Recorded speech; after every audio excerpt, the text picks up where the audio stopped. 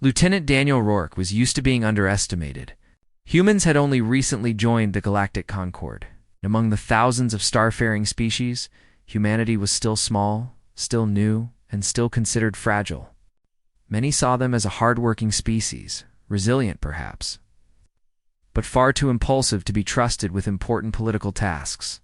Daniel knew all this, but he also knew one thing very clearly: he had been chosen, and he would not fail.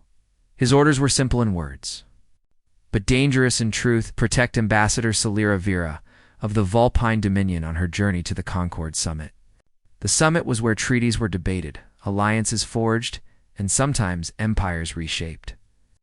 For the Vulpine Dominion, Celera was more than just a representative.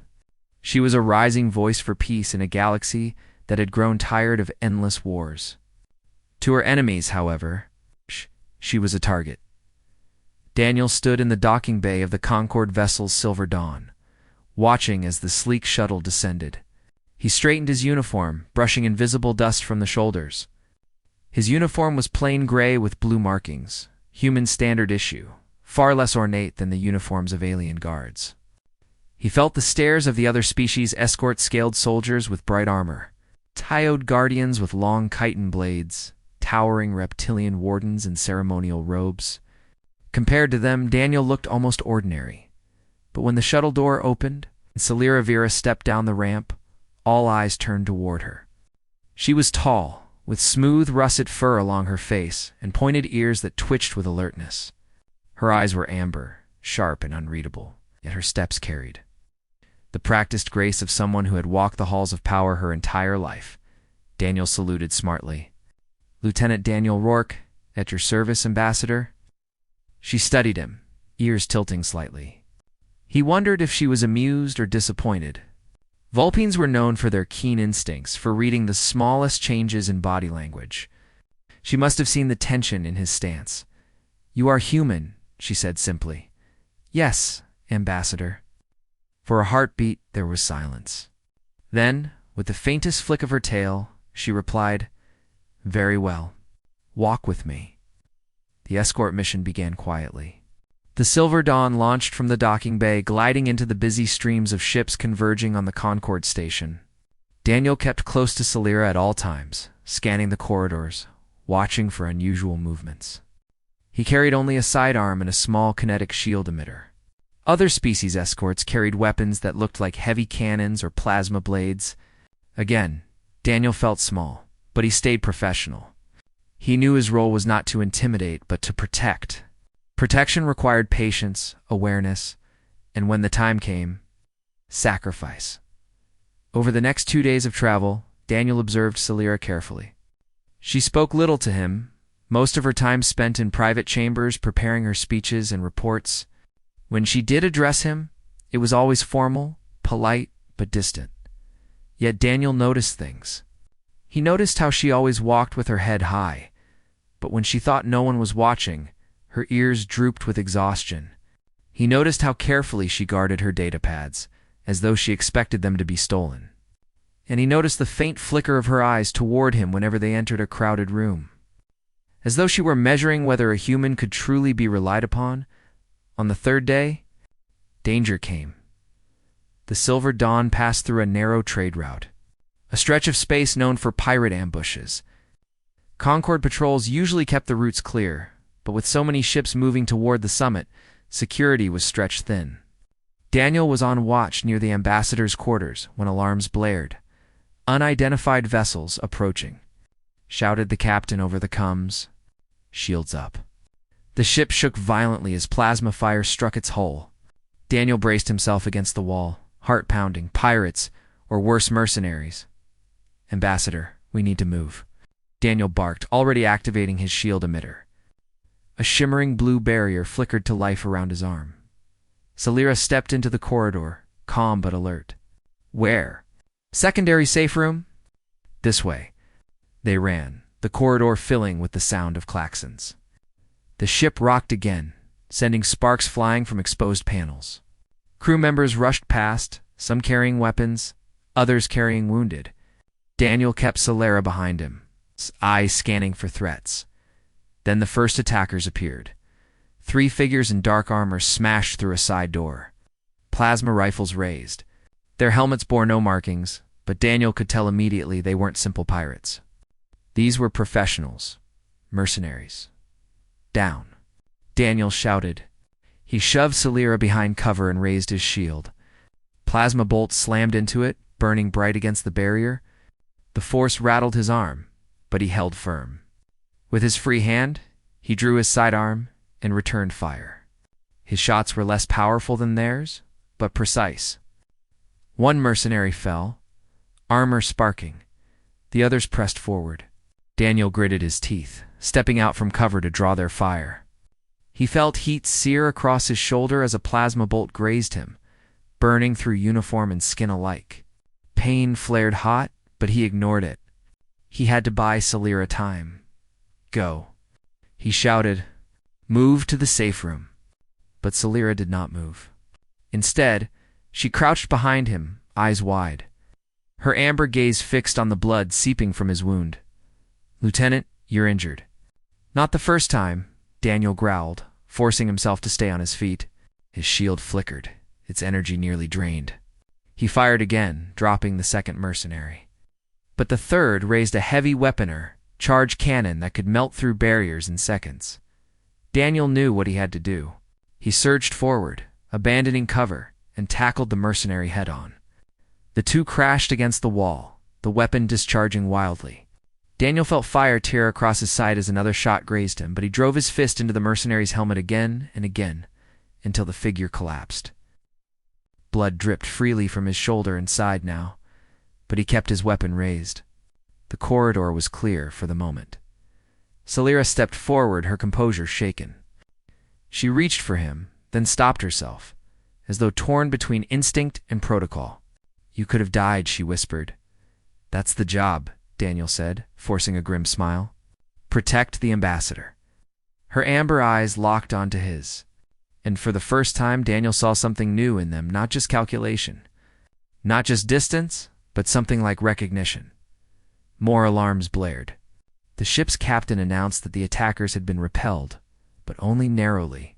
Several areas of the ship were damaged, and more attacks could come at any time. Daniel escorted Celira the rest of the way to the safe room, his steps heavy but steady.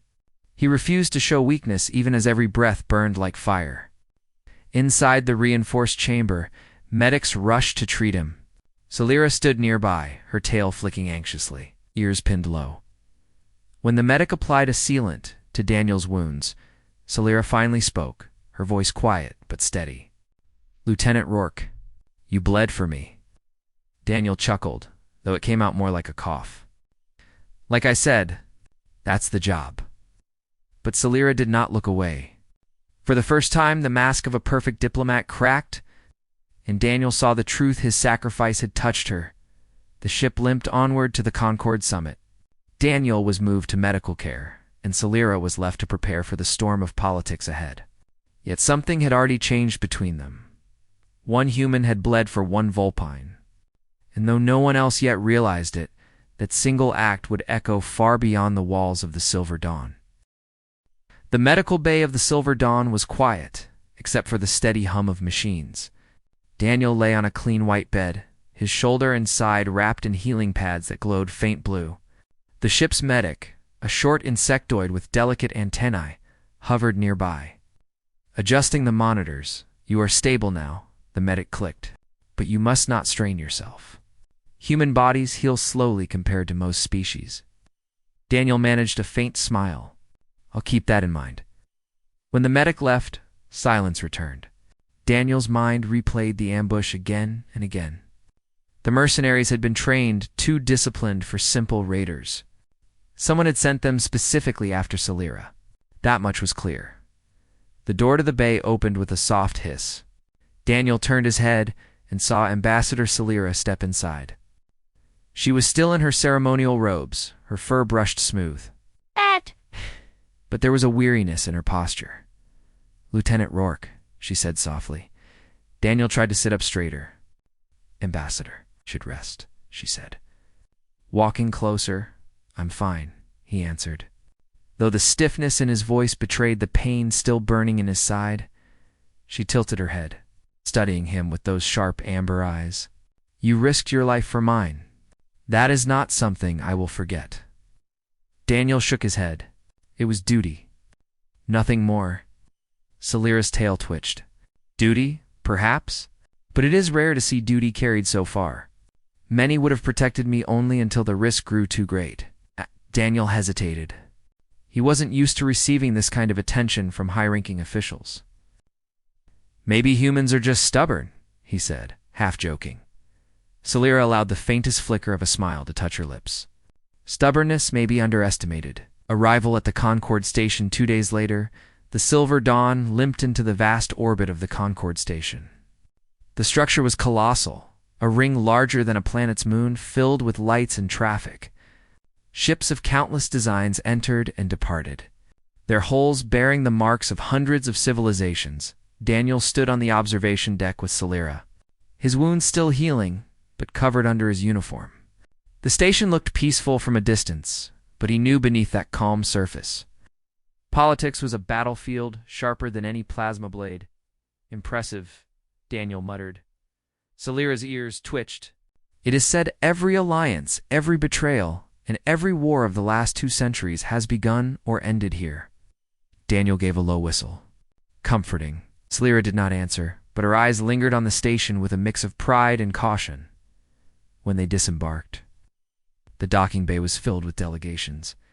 Tall insectoid envoys clicked greetings, avian species flared their wings, and reptilian nobles hissed words of formality. Guards in shining armor stood at every entrance. Daniel marched behind Celira, keeping his eyes sharp. He noticed the glances. Some aliens looked at him with open disdain, others with curiosity. Whispers followed their steps. A human guard for a Vulpine ambassador? The idea seemed laughable to many, yet Daniel ignored them. He was used to being underestimated. Political storm, the first days of the summit were filled with endless speeches. Celira spent hours in council chambers, her voice clear as she argued for fair trade routes, reduced tariffs, and mutual defense treaties. Daniel waited outside the chamber doors, ever watchful, but rumors spread quickly. Some said Celira's ship had been targeted because her peace treaty threatened powerful empires. Others whispered the attack was an inside job, someone within the Concorde feeding information to her enemies. Daniel listened, but he kept silent. He knew better than to spread gossip. Still, the thought gnawed at him. The mercenaries had been too well informed. Someone had known Celira's exact route one evening. Daniel walked the quiet halls of the station, trying to clear his head. He passed alien guards, their weapons gleaming, their eyes dismissive. To them, he was just another human unremarkable. But as he turned a corner, he found himself face to face with Celira. "Lieutenant," she said, stopping. Her voice was softer than usual. "Ambassador," he replied, bowing slightly. "You walk alone?" She asked. "Sometimes I need space," Daniel admitted. "Too many eyes, too many whispers." She studied him for a moment, then surprised him by saying, "May I join you?" Daniel blinked. Of course. They walked together in silence for several minutes. The station's windows opened to the stars, endless and cold. Celira's reflection glowed faintly in the glass, her fur catching the light. At last, she spoke. "You've heard the rumors," Daniel admitted. "Some say the attack wasn't random." Celira's ears lowered slightly. "I have heard the same. It seems I have enemies even within the Concorde." Daniel clenched his fists. "Then we need to be careful." She glanced at him. "You say, we." Daniel met her gaze. "I'm your escort. Your safety is my job, whether the threat comes from pirates or politicians." For a moment, Celira's diplomatic mask slipped. "And yet you already gave your blood for me. How many more times can I ask that of you?" Daniel shrugged. "As many times as it takes." They stopped walking. Celira turned fully to him, her amber eyes searching his face. It was a moment of raw honesty, rare for a diplomat. "No one has ever done this for me before, Lieutenant. Not even among my own people." Daniel swallowed, unsure what to say. At last, he answered quietly, "Maybe it's time someone did." Her gaze softened. Then, just as quickly, She straightened, her expression once again calm and unreadable. "We should return. Tomorrow's session will be difficult, yes, Ambassador." But as they walked back, Daniel sensed something had shifted between them. Growing tensions the following days proved her words true. At the council sessions, Celira's proposals met resistance from rival delegations. The Krell Dominion accused her of seeking too much power. The Dravik Collective demanded impossible concessions. Behind closed doors, deals were struck and broken. Bribes flowed. Threats were whispered. Daniel could see the strain wearing on Celira. Though she stood tall in public, in private, he caught glimpses of her exhaustion. One evening, Daniel found her in her quarters, staring at the stars. She didn't notice him at first. Her ears drooped, and her tail hung low, a sign of despair among her kind. "Ambassador?" Daniel asked softly. She turned quickly, her composure snapping back into place. "Lieutenant, you're pushing yourself too hard," he said. "It is the burden of my role," she replied. "My people depend on me, and who do you depend on?" Daniel asked. She froze. No one had ever asked her that before. "At last," she whispered, "on myself." "Always on myself." Daniel stepped closer. "Maybe you don't have to." Her eyes met his, and for a moment, the weight she carried seemed lighter. Evidence in shadows, Daniel's instincts told him something was wrong. He began quietly watching the station guards, noting who lingered too close, who asked too many questions. One night, while reviewing security logs, he discovered something disturbing: records of coded transmissions leaving the station just before Celira's ship had been attacked. The transmissions came from inside the Concorde. Daniel brought the evidence to Celira. She read the data silently, her ears twitching with anger. "This cannot be," she whispered. "If this is true, then the Concorde itself is compromised." "Which means the danger isn't over," Daniel said. "Whoever sent those mercenaries may try again." Celira closed the datapad, her claws tapping the surface. "You realize what this means, Lieutenant? If I speak of this without proof, I will be accused of spreading lies. If I remain silent, my enemies will grow stronger." Daniel leaned forward. "Then we find proof. Together." Her eyes widened slightly at his words. Diplomats were supposed to remain distant from their guards. To work together so closely was a breach of every rule. Yet Celira felt something in Daniel's voice: conviction, loyalty, something deeper she could not name. "You would risk more after already bleeding for me?" she asked. Daniel gave a small smile. "Ambassador, I didn't come all this way to stop halfway." For the first time, Celira allowed herself to smile openly. It was brief, but it was real. Ripples begin news of Daniel's act during the ambush had already spread quietly among the station's delegations. Some dismissed it as human recklessness. Others whispered admiration. A few even requested human escorts for their own safety. Celira noticed these whispers. She also noticed how Daniel walked through the crowded halls, ignored by some, watched by others, respected by a few. A single human, underestimated and dismissed, had already begun to ripple across the great halls of the Concorde. But the storm was far from over. They had uncovered only the first hints of corruption. The true battle would come when they dared to expose it. For now, Celira stood by the window of her quarters, Daniel at her side, both gazing at the endless stars. "You bled for me once," she said quietly. "And now you offer more. Do you not fear what this will cost you?" Daniel shook his head. "I fear failing you more than I fear the cost." Celira's tail flicked slowly. Her voice softened in a way no one else had ever heard. "Then perhaps you are not just my guard, Lieutenant. Perhaps you are something more." Daniel did not answer, but his silence said enough.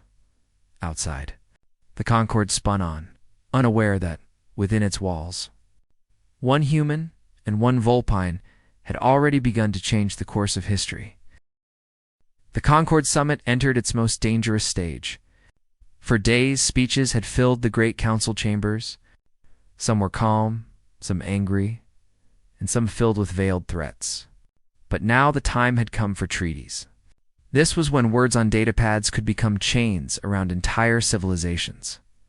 Ambassador. Celira Vera of the Vulpine Dominion stood at the heart of it all. Her fur was neatly brushed, her robes flawless, her eyes steady. Outwardly, she was every inch the perfect diplomat. But inside, she carried a secret, the knowledge Daniel had uncovered about coded transmissions. Somewhere inside the Concord itself, enemies were working to sabotage her mission. And worse. She was starting to feel something she had never allowed herself before. Trust in a human. Trust in Daniel. The summit hall was vast. Shaped like a circle with tiered platforms where hundreds of ambassadors sat. At the center, a shining platform hovered in the air, and from there the main speakers addressed the entire assembly. Holograms projected translations into thousands of languages at once. Filling the air with light, Daniel stood just outside the chamber, in the shadows where guards waited. His wounds had healed enough for him to move freely, though sharp pain still flared in his side. He didn't complain. His focus was on Celira. He watched her ascend to the speaking platform, her amber eyes glowing beneath the light. She raised her voice, speaking of peace, of shared defense, of fair trade. Her words were calm but powerful. And Daniel noticed that even her rivals could not look away. But then another ambassador rose, a Krell, tall and armored in black plating. His voice was like a growl. Ambassador Vera speaks of peace, the Krell boomed, but what she offers is submission. The Dominion seeks to bind the rest of us in chains of treaty, while they grow fat on our weakness. Murmurs spread. Celira's ears twitched, but her voice stayed level. The Dominion seeks stability, not chains. If we continue endless conflict, the galaxy will tear itself apart. If we join in defense, then no empire can exploit us one by one. The Krell ambassador slammed his clawed hand on the platform. And yet you ask for expanded patrol rights near Dominion borders. You ask for trade lanes that benefit you first. Do not speak of peace when your words are filled with greed. Daniel's fists tightened at his side. He could see how carefully the Krell twisted the truth. Celira asked for patrols only because pirate fleets hunted the routes mercilessly. The trade lanes were designed to cut smuggling, not give her people advantage. But lies were a weapon here, just as sharp as plasma blades. The pressure builds in the following days, the pressure grew worse. Every time Celira made progress, another rival power countered with false claims or hidden documents. And then the Council unveiled a draft treaty. Daniel was nearby when Celira received it. He stood in her quarters, scanning the corners out of habit, while she sat at her desk, reading line by line. Her fur bristled more with each sentence. "This treaty is poison," she said at last. Daniel frowned. "What's in it?" "It grants the Dominion only half the rights we requested. It binds us to tariffs that will strangle our trade. And it forces us to give up defense stations along our border." Her claws tapped the desk sharply. "This is not peace. This is surrender." Daniel stepped closer. "Who wrote it?" "The Concord Secretariat claims it is a compromise. But I can see the hand of my enemies in every line." She looked up at him. "If I sign this, my people will curse my name for centuries." Daniel's jaw tightened. "Then don't sign." Celira's ears lowered. "If I refuse, I risk the Dominion being isolated. They may cast me out of the Concord entirely. My rivals will claim I sabotaged peace." Daniel thought of the coded transmissions of the mercenaries who had nearly killed her. What if this treaty isn't just bad luck? What if it's part of the same plan? Celira's eyes narrowed. "You believe the leak leads here?" Daniel nodded. "I can't prove it yet, but it feels too connected. The ambush, the false documents, this treaty, it all points to the same thing. Someone inside wants to break you." For a long moment, Celira said nothing. Then she whispered, "If I act on your word, I shatter every protocol of my station. A diplomat does not accuse without evidence. A diplomat does not trust her guard over official documents. To do so would end my career." "Wait." Daniel met her gaze. "Then let it end. Because if you sign this, your career may survive, but your people won't." Breaking the rules that night, Celira walked the corridors alone, her thoughts heavy. Protocol had been her shield since childhood. She had been trained to obey the rules of diplomacy, to follow the Concord's customs, to never break lines of order. It was what gave her people a voice in the galaxy, and yet she remembered Daniel bleeding in the corridor, throwing himself at armored mercenaries with nothing but a shield and stubborn will. He had no protocol, no grand authority, and yet his action had saved her life. She asked herself a dangerous question. What mattered more, protocol or truth? When dawn came, she had her answer. The evidence revealed the summit gathered once again. Delegates filled the chamber, their voices rising like a storm. The draft treaty was scheduled to be signed that day. Holographic screens displayed glowing symbols of alliance and peace. But before the signing could begin, Solara rose from her seat. Her tail flicked sharply as she demanded the floor. "I must speak," she declared. Gasps filled the chamber. Interrupting the signing was unheard of. The moderator hesitated, then allowed it. Solara walked to the center platform, every eye following her. Daniel stood just outside, his heart pounding. "My fellow delegates," Solara began, her voice steady, but carrying an edge of steel. "You have placed before me a treaty that you claim is fair. But I tell you, now it is false. It was written not for peace, but for domination." Outs. Shouts filled the chamber. The Krell ambassador slammed his claws. Others hissed or screeched in protest. Solara raised her voice above the noise. And more, this treaty was built on lies spread from within the Concord itself. I have proof that coded transmissions were sent to mercenaries, guiding them to attack me before I arrived. Those same forces now shape this treaty. Do not deny it. We all know corruption has taken root here. Chaos erupted. Ambassadors shouted accusations, some in fury, some in fear. The moderator demanded, "Ambassador Vera, where is your evidence?" Solara lifted her datapad. This evidence was uncovered by my escort, Lieutenant Daniel Rourke, of Humanity. He risked his life to protect me, and his findings reveal the truth. The words struck the chamber like a thunderbolt. A diplomat citing her guard was unthinkable. Solara had just shattered one of the oldest protocols of the Concord. Daniel speaks. The chamber doors opened, and Daniel stepped forward. His uniform was plain, his wounds still visible beneath the fabric, but he walked with steady steps. The eyes of hundreds of alien leaders burned into him. He cleared his throat. "I'm not a diplomat. I'm a soldier. I don't know much about speeches, but I know what I saw." He raised his datapad, showing the records of transmissions. These messages were sent from inside this station, timed just before we were attacked. Someone wanted Ambassador Vera dead, and now someone wants her silenced with this treaty. You can call me reckless, you can call me human, but you can't call me a liar. The chamber buzzed with confusion. Some dismissed his words at once.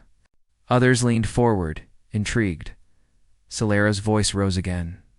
"Lieutenant Rourke bled for me when mercenaries struck.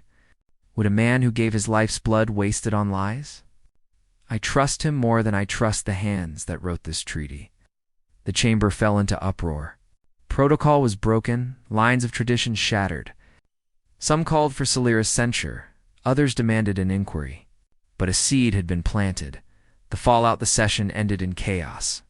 No treaty was signed. Investigations were promised, though Daniel knew the guilty would cover their tracks quickly. Still, Solara's words had struck deep. In the quiet after, she and Daniel stood together in her quarters. Solara's ears drooped with exhaustion. "You know what I have done?" she said softly. "I have ended my career. They will recall me, strip me of honor. I have broken everything." Daniel shook his head. "You did what was right." She looked at him, eyes filled with a mixture of sorrow and pride. "You do not understand. Diplomats live by protocol. Without it, we are nothing." Daniel stepped closer. "Maybe, but today, you were more than a diplomat. You were the only one brave enough to stand up and speak the truth." For a long moment, silence filled the room. Then Solara whispered, "And I could not have done it without you." Daniel smiled faintly. "Guess that makes us both stubborn." Solara's tail flicked softly. "Yes, stubborn and dangerous." They stood together at the window, watching the stars, both knowing the future had shifted. Celira had shattered protocol for one human, and in doing so, she had changed the course of the summit. But the true consequences were still to come. The Concord chamber was quieter than it had been in decades. The walls of crystal and steel reflected the dim light of countless stars outside, but no one seemed to care about the beauty of the place. Delegates whispered, claws clicked, tails twitched, antennae shifted. The summit that had begun with carefully arranged smiles and scripted speeches now trembled under the weight of Daniel's words and Celira's defiance. Daniel Rourke stood tall. Though his shoulder was bound and his side ached with every breath, he had spoken the truth, not with polished diplomacy, but with raw honesty. His voice had carried through the chamber, stronger than the lies that had poisoned the Concord's heart. Celira Vera stood beside him, her silver fur still glowing faintly under the lights. She had broken every Vulpine rule of protocol, standing not as an untouchable ambassador, but as a partner to one human, who dared to bleed for her cause. The council adjourned in chaos. Some species demanded investigations. Others shouted about human insolence. A few, rare and brave, raised their voices in support. The chamber emptied, but Daniel and Celira lingered, silent under the weight of what they had just done. The recall the news reached them the next morning. Celira was ordered home. The High Council of Vulpine had declared her actions reckless and dishonorable. She was to return immediately for judgment. Punishment was certain at best exile, at worst a permanent end to her diplomatic career. Daniel was also reassigned. His orders came with cold precision. He was to leave his current station and take a post on a remote supply route near the edge of Concord space. A meaningless role, far away from politics and far away from the diplomat he had risked everything for. They met one last time before departure. In a quiet observation lounge overlooking the stars, Celira entered first, her steps steady, though her heart was heavy. She found Daniel already standing by the wide glass, gazing at the swirling galaxies. His uniform was clean, his posture straight, but the tired lines around his eyes revealed his exhaustion. "Orders?" she asked softly. Daniel gave a short nod. "Reassigned. Supply convoy duty. Out near the edges. Might not see another Concord world for years." Her ears tilted back. "Exile by another name," gave a humorless smile. "Better than a dishonorable discharge." "Could have been worse." She stepped closer, her tail flicking behind her, betraying the emotions she tried to hide. "I am recalled. They called my actions disgraceful. I shattered protocol, they said, for the sake of one human. Their words, not mine." Daniel turned to face her fully. "Would you do it again?" Her golden eyes locked on his. Without hesitation, silence that followed carried more meaning than any speech could. A quiet confession. Celira moved closer until the soft light reflected off both of them. "When I first met you, I saw only what they said of humans. That you were resilient, yes, but reckless. That your kind was stubborn, slow to understand, and unfit for higher duties." She paused, her voice lowering. "But then you bled for me. Not for politics, not for treaties. For me, no other escort, no other ally has ever done such a thing. It wasn't about you being a diplomat. It wasn't about the mission. It was the right thing to do. Someone had to stand in the way, and I was the one who could." Her ears lifted slightly. "That is what they fail to understand. You did not act out of calculation. You acted out of something stronger. Duty, yes, but also humanity." For a long moment, neither spoke. The stars wheeled silently outside the glass, vast and uncaring. While inside, two figures from different worlds shared a fragile, honest moment. Finally, Celira whispered, "They will strip my title. Perhaps even cast me from the Concord halls. But if I am remembered for one thing, let it be this. I shattered protocol for one human who showed me the truth." Daniel felt his throat tighten, but he forced a steady breath. "If humanity ever earns respect among the stars, it won't be because of fleets or weapons. It'll be because of moments like this. Because someone like you chose to see us for who we are, Seeds of change they parted that night. Celira boarded her ship under the watch of Vulpine guards, their expressions unreadable. Daniel saluted her as she passed, not as a soldier to a superior, but as one friend to another. She returned the gesture, breaking yet another rule. Her ship departed, vanishing into the silver lines of faster-than-light travel. Daniel stood at the viewport long after it was gone, the echo of her presence lingering in his chest. In the weeks that followed, whispers spread through Concord space. Some diplomats spoke in hushed tones of the human guard, who bled, and the Vulpine ambassador, who defied her people. To the rulers, it was scandal. To the people, it was legend. On remote stations, traders told the tale with admiration.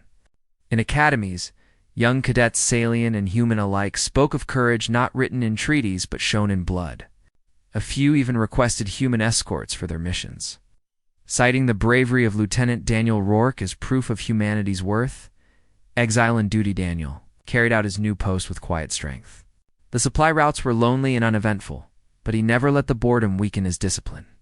To the few who served with him, he became a steady presence, calm in storms and reliable in silence.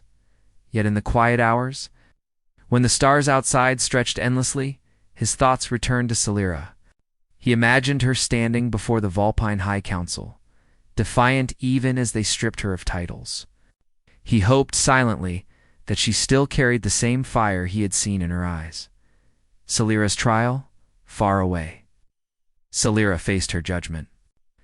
The High Council condemned her actions, stripping her of rank and barring her from future diplomatic service. But though they silenced her voice in official halls, they could not silence the growing support among the people. Young Vulpines, inspired by her courage, began to question the rigidity of protocol. Some even spoke of her name with pride, not shame. Celira, now in exile from her own elite world, found herself welcomed among ordinary citizens. Farmers, workers, and traders greeted her with respect, saying you stood for truth. Not for power, she carried herself with dignity, but in her heart. One human's image remained. The reunion years later, fate allowed a brief reunion. A crisis along the border brought Celira, now an unofficial mediator for independent colonies, into the same sector where Daniel's convoy operated. When she stepped onto the outpost station, she found him waiting, older but steady. His uniform plain but his presence unshaken. Their eyes met across the docking bay. For a moment, the years melted away, and it was as if they were once again standing side by side in the Concord chamber, defying a galaxy with nothing but truth. You still stand tall, Celira said softly, and you still break rules. Daniel replied with a faint smile. They spoke little of the past and even less of the pain that had followed. Instead, they walked together through the station corridors. Two figures who had shaped history, not with power, but with choices. Legacy, though, their paths parted once more. Their story endured. Historians later wrote of the Concord scandal, but what lived in memory was not the corruption uncovered, nor the treaties rewritten. What remained was the tale of a human who bled for a Vulpine diplomat, and a Vulpine who shattered protocol for one human. In time, humanity rose and standing among the stars. No longer seen only as laborers or soldiers, they became trusted as protectors, partners, and equals. That respect began not with a war or conquest, but with one man's sacrifice and one woman's defiance. Daniel Rourke lived the rest of his life with quiet honor, remembered by those who served under him as a man who never wavered. Celira Vera became a legend among her people. Her exile turned into a symbol of courage against rigid tradition, and though the stars moved on, their names were carried in whispers, in stories, and in the hearts of those who believed that sometimes the smallest act, human bleeding for another, a diplomat breaking one rule, could change the fate of galaxies closing Sinon, a distant station. Near the edge of Concord space, Daniel stood once more before the stars. He imagined Celira's ship sailing among them, proud and free. He did not know if he would see her again, but he knew their bond had already altered history. He whispered to the silent sky, "We're not done yet, somewhere light years away." Celira looked at the same stars and thought, Neither are we. The galaxy had not seen the last of the human and the Vulpine.